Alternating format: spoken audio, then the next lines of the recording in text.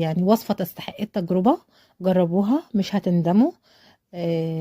البط كان حلو قوي، كان طعمه واخد من التتبيله اللي احنا عملناها، من الطعم تطعيمه حلوه قوي. الرز اللي جواه كان مستوي ومفلفل، ما تخافيش عشان خاطر الرز ني تقولي مش هيستوي معاكي، لا بالعكس، احنا هنشوف، هنفتحها دلوقتي ونشوف الرز كان مستوي ازاي وكان مفلفل ازاي. والبطايه بتاعتنا كان اللحم بتاعها دايب وطعمه حلو قوي. بصوا هتشوفوا معايا اهو انا بقطعها، بس هي سخنة، أنا مش عارفة أطلعها عشان هي سخنة، مش عارفة أتحكم فيها وأمسكها كويس، يعني أنا مش عارفة أمسكها عشان هي سخنة. إنما هو كان مستوي جدا وكان طعمه حلو جدا أهو، شوف الدخانة طالعة منه إزاي، كان ساخن جدا. وده الرز اللي تحت منه، ده الرز اللي إحنا عملناه اللي فاض مننا سويناه بالشوربة بتاعة البط.